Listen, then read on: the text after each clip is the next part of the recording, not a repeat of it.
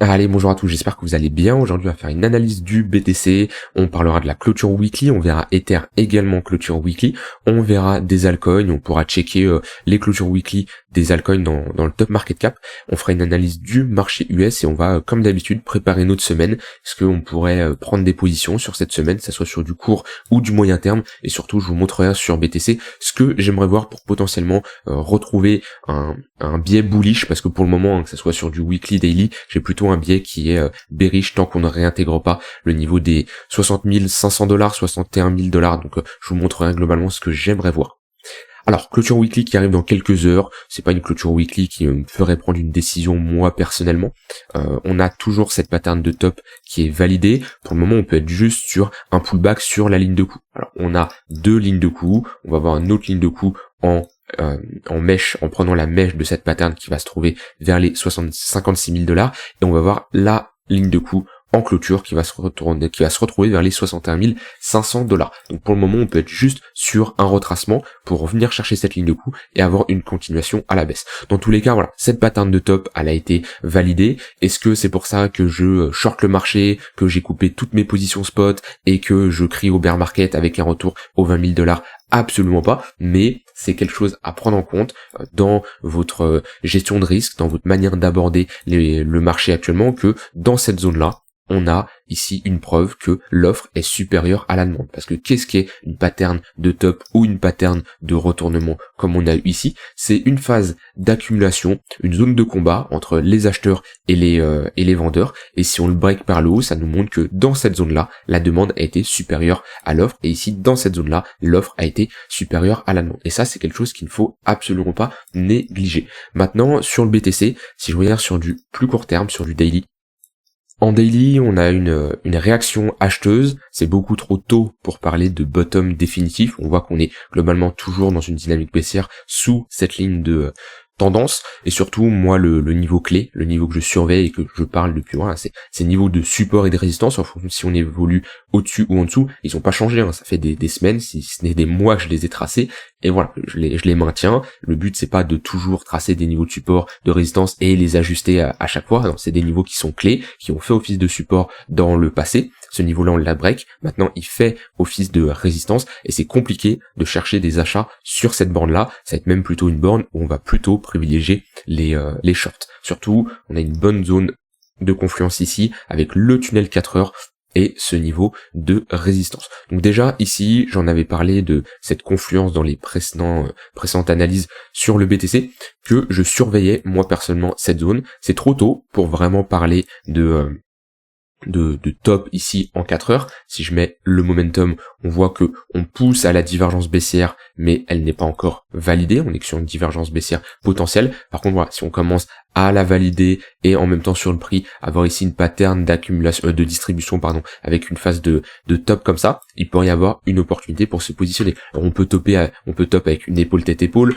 on peut avoir une structure comme ça, on peut juste avoir quelque chose comme ça, on vient break le précédent creux avec un pullback dans une zone d'imbalance ou alors un retracement de Fibo ou autre. Voilà, il y a plusieurs manières de poser un top. Le marché pose pas un top toujours de la même manière. Voilà, ici on avait un M-top, là aussi on avait une petite structure en top. Voilà, ça dépend, des fois ça va être beaucoup plus agressif. Voilà, le marché il se comporte comme il voudra se comporter. La meilleure chose c'est de s'adapter. Dans tous les cas, on va être plutôt dans une zone où on va chercher des shorts. Maintenant ici c'est sur l'unité de temps 4 heures, à savoir que dans le genre de configuration, si je cherche des shorts, c'est pas spécialement pour viser un nouveau creux et d'aller chercher des targets compliqués. Le but, c'est à chaque fois quand vous rentrez en position, vous regardez, vous mettez votre zone d'invalidation. La zone d'invalidation ici, elle serait claire, c'est si on passe au-dessus du tunnel 4 heures, ou si vous avez ici une structure de top, c'est si on passe au-dessus de la structure. Mais le but, c'est d'avoir un TP qui offre un risque de 2 pour 1, voire 3 pour 1, sans aller chercher des niveaux compliqués. Qu'est-ce que j'appelle des niveaux compliqués? Si on commence à avoir un TP qui va chercher en dessous de ces creux-là, c'est un niveau qui est compliqué. D'accord? C'est comme trader un range et mettre un TP au-dessus du range, c'est-à-dire se positionner là et viser ici. C'est compliqué parce qu'il y a plus de grandes chances qu'on se fasse rejeter en haut du range, donc un TP on va dire plus réaliste, moins compliqué, c'est un TP qui ne demande pas de faire un nouveau creux ou un nouveau sommet. Donc prenons un exemple, ici je rentre en position sur un setup de short, j'ai une zone de validation qui est par exemple par ici. Voilà, mon but c'est pas d'aller mettre un TP où je vise un nouveau un nouveau plus bas, ça c'est ce que j'appelle un TP qui est beaucoup plus compliqué. Par contre, aller chercher du 2 pour 1, 3 pour 1, ici, c'est tout à fait une target qui est réaliste. Donc maintenant, trop tôt pour se positionner en tant que vendeur, parce que même si on est dans une bonne zone, on n'a pas encore une bonne réaction vendeuse, même si là on est en train de faire un ravalement, ça peut être une pattern un peu plus agressif. Maintenant, plus vous allez être agressif, plus vous allez avoir un taux de win rate, un taux de réussite qui va être beaucoup plus faible. Vous pouvez compenser ça avec un risk reward beaucoup plus intéressant. L'avantage d'avoir une pattern comme ça de retournement, c'est que souvent on va avoir ici une entrée plus agressive et un risk reward qui peut être beaucoup plus conséquent que si on a à la place une pattern ici de distribution, ce qui nous fait rentrer peut-être beaucoup plus bas. Ça dépend toujours de votre profil. Il y en a qui ne vont pas accepter d'avoir un setup qui tourne à 25% de win rate, 30% de win rate. Et ça dépend, on peut être rentable avec 30% de win rate si de l'autre côté on a un risk reward qui est intéressant. Mais en fonction de la psychologie de chacun, certains ne vont pas accepter de, sur 100 trades, en gagner 25 et en perdre 75. Ils ont besoin d'avoir un ratio, par exemple, de 50-50 pour, alors j'allais dire leur ego, mais c'est pas une question d'ego, c'est une question de, il y en a, ils fonctionnent comme ça, et ils ne peuvent pas se permettre, mentalement parlant, chacun a une mentalité différente, une psychologie différente, et il y en a qui ne peuvent pas accepter de perdre plus de fois que de ce qu'ils peuvent gagner, tout simplement. Donc voilà, donc ça dépend toujours en fonction de votre psychologie, mais sachez que si vous avez des entrées agressives et que vous êtes sur des patterns, on va dire, qui ont un taux de win rate beaucoup plus compliqué, ne vous attendez pas à un setup qui va tourner avec des probabilités très élevées. Donc voilà, comme je l'ai dit, en 4 heures, je chercherai plutôt des shorts de ce côté-là. En daily, on a cette divergence haussière qui a été validée. Donc là, on a un regain au niveau des acheteurs, ce qui est plutôt pas mal. Maintenant, comme je dis, c'est beaucoup trop tôt, et comme j'ai dit, en 4 heures, je chercherai plutôt des shorts. En daily, je surveillerai si on a une réintégration de ce niveau-là. Et ce que j'aimerais voir, de mon côté, ça serait ici, un rejet, ok, revenir faire un pullback vers les 58 200 $. Je veux pas faire un point plus bas ici, sinon ça serait pas incroyable, mais globalement, revenir dans ce précédent range, et avoir un break de cette manière-là. Alors, en termes de date, hein, ça nous importe peu, hein. On peut faire quelque chose comme ça de manière plus rapide, c'est pas le plus important, mais voilà, ça serait bien d'avoir ce genre de configuration, ok, avec ici une structure en 3 jours qui nous inverserait cette dynamique baissière, une réintégration d'un niveau clé, et surtout ici, venir flip cette zone de résistance en support avec un tunnel 4 heures qui viendra faire office de support. C'est un peu ce que je surveillerai moi en daily de mon côté. Donc c'est une hypothèse de travail, je ne sais pas si elle va se réaliser, j'en ai aucune idée de où sera le marché dans les prochains jours. Mon but c'est pas de l'anticiper, mon but c'est de mettre en place des hypothèses de travail, et si le marché réalise ces hypothèses, je rentrerai en position. Donc vous voyez ici, dans ce que je vais surveiller cette semaine, là sur du, on va dire, swing trading, voire trading long terme, parce qu'en daily on est plutôt sur du trading long terme, en 4 heures on va être plutôt sur du swing. En 4 heures ici, hypothèse de travail, chercher des shorts, si j'ai une meilleure phase de distribution, une meilleure pattern de retournement. Pour le moment j'estime que c'est trop tôt, et en daily, chercher des longs si, alors ça peut se faire dans 1, 2, 3 semaines, hein, je sais pas comment le marché va réagir, mais chercher des longs si j'ai une réintégration de ce niveau-là et qu'on flippe le tunnel 4 heures et cette zone de résistance en support, et dans ce cas-là mon but ça serait de viser clairement la borne haute. C'est vraiment les deux hypothèses de travail que je surveillerai en ce moment. Je veux pas me positionner n'importe comment, parce que faut se rappeler qu'en weekly on a fait quand même une clôture qui est plutôt moche. Donc voilà, attention à ne pas se précipiter et à ne pas vouloir rentrer beaucoup trop rapidement. Sur du plus court terme, donc là sur du 1 heure 15 minutes, on a clairement une dynamique qui est haussière, ça on le voit bien avec un tunnel 15 minutes et un tunnel 1 heure qui sont orientés à la hausse. Si on a un pullback dans ce tunnel 15 minutes, dans les prochaines heures, c'est également un niveau que je vais surveiller. Moi j'aime bien les confluences de localisation sur des niveaux comme le tunnel 15 minutes et le point pivot daily. Si on va chercher cette zone ici, et pareil qu'on a une réaction acheteuse, c'est également une zone où je pourrais me positionner en tant qu'acheteur, parce que j'ai une dynamique qui est haussière, et mon but, ça serait d'avoir une zone d'invalidation sous ce tunnel 15 minutes, et viser un TP de 2 pour 1, 3 pour 1, on peut viser les 0,618 de Fibonacci. Pareil, en général, quand je trade, je ne vise pas de faire un nouveau sommet, parce que c'est un risque qui est assez conséquent, et c'est là l'importance de juger si votre trade il est réaliste. Donc pour ça, déjà, on va voir le risk-reward qui est attendu. Je prends un exemple tout simple, hein. Mais si j'ai une grosse amplitude de prix et j'ai une entrée par exemple qui se fait ici, avec une zone d'invalidation qui est là, voilà, là déjà je dois avoir un risk-reward de 2 pour 1, 3 pour 1, ça me demande de faire un nouveau sommet, c'est compliqué. Par contre, si j'ai une entrée qui est beaucoup plus intéressante, avec une zone d'invalidation comme ça, beaucoup plus serrée, là déjà, 2 pour 1, 3 pour 1, ça me demande pas d'aller faire un nouveau sommet, et là déjà c'est un trade qui est plus réaliste et plus intéressant à prendre. Et dans certains cas, ça m'arrive d'avoir un setup qui s'enclenche, c'est-à-dire j'ai toutes mes conditions techniques qui sont validées, mais vu que le risk-reward n'est pas intéressant, eh ben je ne rentre pas. Ça c'est quelque chose qui doit faire partie de votre plan de trading. Donc voilà, sur le BTC, on a 3 hypothèses de travail sur 3 différentes unités de temps, 3 périodes de temps. Comme je l'ai dit, en daily, je surveillerai la réintégration de ce niveau-là, et je veux pas une réintégration timide. Je veux pas juste quelque chose comme ça. Non, là, on est toujours sur une zone de résistance. Voilà, une zone de résistance, comme je l'ai dit, c'est une zone, c'est pas une ligne. Donc là, on est toujours sur une zone de résistance. Là aussi, ce que je veux, c'est vraiment un break clé, d'accord, avec un flux, des bonnes bougies acheteuses, et là le pullback, ok, on peut se positionner. Sur du 4 heures, comme je dis, on est plutôt sur une zone de résistance. Maintenant, j'aimerais bien avoir une meilleure phase de distribution, et si dans les prochaines heures, et c'est juste aujourd'hui, hein, parce qu'après cette double zone de localisation disparaît dès la clôture, vu qu'on aura de nouveaux points pivots, à moins d'avoir un nouveau point pivot daily demain qui est en confluence avec le tunnel 15 minutes, sinon j'aimerais bien avoir un affaiblissement vendeur dans cette zone, une réaction acheteuse, et je pourrais chercher des achats. Donc ça, c'est un peu les hypothèses de travail pour aujourd'hui et cette semaine sur le BTC.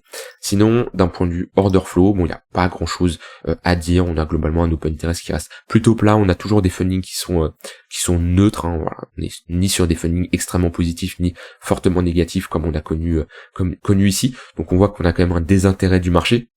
Si je regarde les spreads, qui est la différence entre le contrat spot et le contrat perpétuel, eh ben on se rend compte que pareil, on n'a pas de l'euphorie. En général, cette euphorie se caractérise par du FOMO sur le contrat perpétuel, et c'est souvent là où on a des spreads qui sont positifs, puisqu'on a un prix du contrat perpétuel qui est supérieur au prix du contrat spot, ce qui n'est pas le cas ici. Donc on voit également un désintérêt.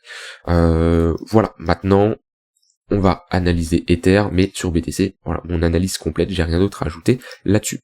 Sur Ether, moi, ça change pas, je le trouve plus intéressant que BTC, puisque Ether n'a pas validé sa pattern de top ici. On a posé un bottom sur son bas de niveau, sur les 0,382 et sur les $2800.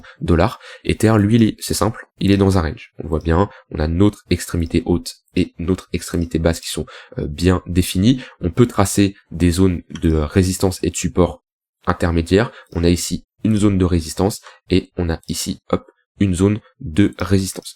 Sur Ether, voilà, les niveaux, ils sont simples, et bien sûr, le bas de range, c'est également un niveau de support.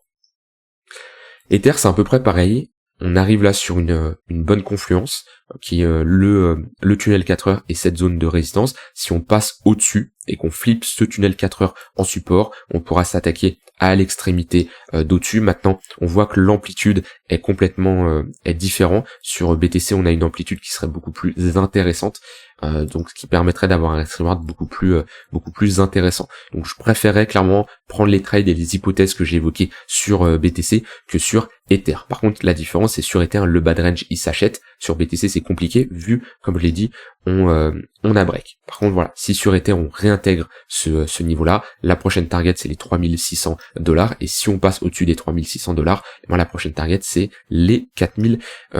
Donc bad range, un classique, bad range ça s'achète, et on cherche plutôt à prendre des profits sur le haut de range. Et on voit que là-dessus, oui, Ether est beaucoup plus bullish que le BTC, et c'est cette charte également que je surveille tant qu'on ne passe pas au-dessus des 0,057. Pour moi, on est globalement toujours dans un range, et ce qui manque, c'est un peu les ETF spot, pas spécialement de nouvelles, peut-être cette semaine, c'est compliqué pour le moment parce que De base, c'était évoqué pour que ça soit début juillet. Il y avait la date du 8 juillet qui était ressortie. Alors de base, c'était le 2, puis après c'était le 4. Là, on n'a plus trop de news. Donc peut-être cette semaine, je pense que on aura une faible volatilité. On le voit bien hein, quand on monte, on n'a pas les bougies là, c'est des plus 1%, plus 1%. On a une faible amplitude au niveau du prix, une faible volatilité. Ce qui est normal puisque les gens sont un peu dans le doute. Alors c'est pas dans le doute en mode est-ce que ça va être accepté ou refusé, c'est plutôt dans le doute, ok attention à ne pas trop pricer rapidement ce déploiement des ETF spot et ne pas trop anticiper, ce qui peut faire peur à certaines personnes hein, qui si on part du principe que c'était déjà pricé et qu'on a une news où au final c'est décalé septembre-octobre, ça peut être plutôt bearish. Donc c'est ça ce qu'attendent les gens, c'est ok à quel moment il va y avoir le déploiement de ces ETF spot, et c'est là où on pourra avoir des inflows intéressants sur Ether. Donc voilà, en tout cas actuellement on est pareil sur une zone de résistance, mais je trouve la charte plus intéressante à trader sur le BTC que sur Ether. Par contre je trouve Ether plus bullish que le BTC, et en plus avec ce qui arrive avec les ETF également, c'est pour l'une des raisons pourquoi je préfère Ether là sur du long terme. Donc ça c'est pour BTC Ether. On va check le marché US et après on fera les clôtures weekly de certaines cryptos du top market cap. Alors indice du dollar qui est plutôt baissier maintenant, il est quand même sur un niveau de support, donc c'est pas maintenant qu'on va devenir bearish. Bien sûr, hein, on est bearish sur les résistances et on va être plutôt bullish, voire ne rien faire, ça dépend sur les niveaux de support. On a quand même un momentum qui est bien bearish, on a le 1 heure qui accroche le 4 heures à la baisse, on est en train de break le tunnel daily, donc c'est plutôt pas mal ce qui se passe sur l'indice du dollar. Le fait d'avoir un indice du dollar comme ça qui baisse, ça nous montre que les investisseurs, le marché, il est plutôt orienté risk-on, avec un S&P qui fait ATH sur ATH, à ne pas oublier cette bougie de contrôle qu'on avait évoqué ensemble avec voilà, deux extrémités. Le fait d'avoir une bougie de contrôle comme ça ne m'étonnerait pas de rentrer dans un range. Alors je vais affiner parce que la bougie de contrôle est plutôt ici. De rentrer ici dans un range, on est revenu chercher l'extrémité haute, on a eu un rejet, que ça soit S&P, Nasdaq, donc ça m'étonnerait pas pour quelques jours, peut-être quelques semaines, ranger comme ça, comme on avait fait ici pendant une phase, et avant de repartir dans une dynamique qui est haussière. On voit que on a pullback ici, que ça soit S&P ou Nasdaq, dans le tunnel 1 heure, et ça ne m'étonnerait pas de faire la même chose ici. Dans tous les cas, c'est compliqué de chercher des shorts dans une charte qui est autant haussière. Et on voit qu'il y a une anomalie quand même avec un indice du dollar qui baisse, un S&P, un Nasdaq qui augmente, et un BTC, marché crypto, qui ne fait pas grand-chose. Ce qui est assez rare. En général, quand on a un indice de dollar comme ça qui baisse, on a un marché crypto qui en profite davantage. Au niveau des altcoins, alors je vais pas tous les faire, on va faire surtout les plus grosses, on va se mettre en weekly. Alors, BNB, on est revenu chercher quand même une bonne zone de localisation, on est au niveau du tunnel daily. Maintenant, ouais, on a réintégré quand même cette zone. Le fait de réintégrer, c'est plutôt pas mal, mais surtout on va se concentrer sur les clôtures weekly. Ici, on est sur une clôture weekly assez neutre. Il n'y a pas grand chose à dire, on n'a pas spécialement de break de niveau. La précédente clôture weekly était bien plus bearish. Si on réintègre quand même ce niveau de support que j'ai tracé, c'est plutôt pas mal. XRP c'est pas mal cette clôture. C'est vrai qu'il a plutôt bien performé ces derniers jours.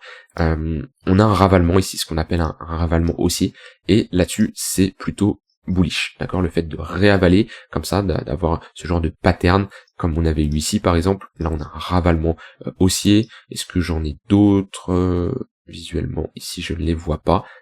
Mais voilà, ça c'est un ravalement à la hausse, ça c'est un ravalement à la hausse, c'est plutôt bullish, donc ça m'étonnerait pas d'avoir XRP qui continue à performer dans les prochains jours, puisque pour le moment c'est le genre de pattern bullish qui nous montre que ok, il y a de la demande, il y a du momentum, et c'est plutôt pas mal.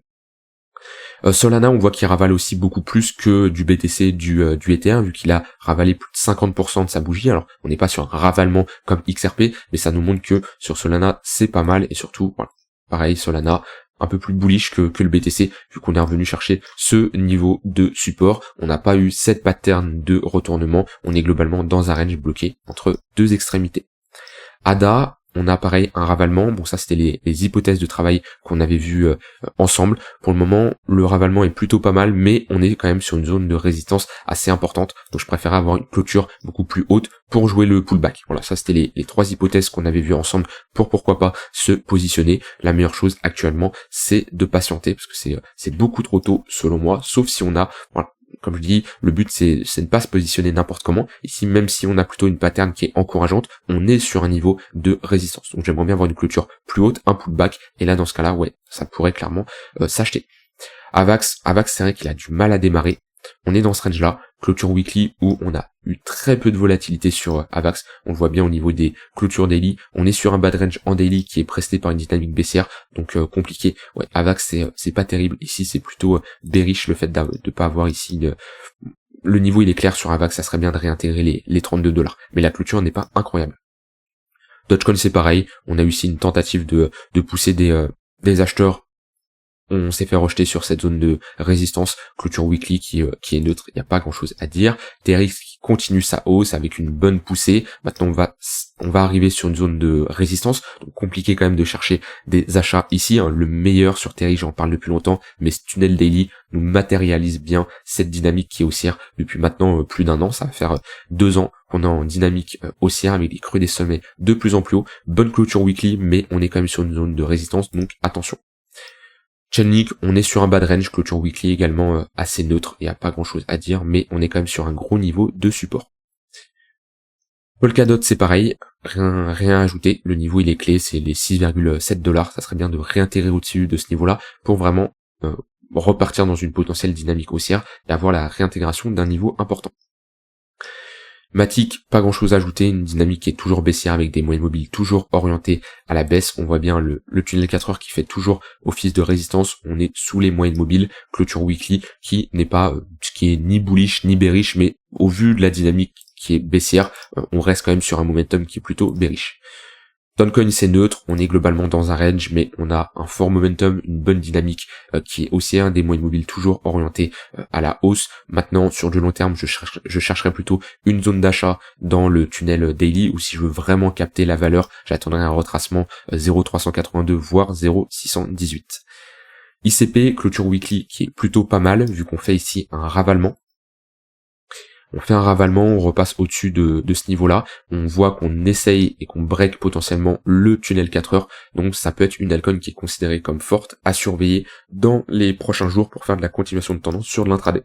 Le fait d'avoir comme ça, de regarder les clôtures weekly, ça nous montre quelle altcoin surperforme qui, et surtout, quel altcoin sort du lot, quel altcoin a un fort momentum. Et le fait d'avoir une clôture weekly, c'est pas en mode « Ah bah super, clôture weekly, ça y est, j'investis à fond sur le long terme ». Non, c'est surtout, ok, on a des clôtures weekly intéressantes sur du ICP, sur du XRP, bah ça va être des altcoins cette semaine sur de l'intraday à surveiller, parce qu'ils ont break leur moyenne mobile, ils ont une tendance sur du court terme, c'est tout à fait logique. Si ici on a comme ça une forte impulsion weekly, si je passe en 4 heures, 1 heure, j'ai une dynamique qui est haussière. Et ben ça, c'est intéressant à surveiller pour faire de la continuation de tendance. Alors, je vais regarder juste les plus grosses altcoins maintenant. Shiba, clôture weekly, neutre. Donc quand je dis neutre, ça va pas être une altcoin qui est forte. Faut surtout surveiller les clôtures weekly qui sont intéressantes. Donc comme je l'ai dit, il y a XRP qui est pas mal, il y a ADA qui est pas mal, mais j'aimerais bien clôturer beaucoup plus haut.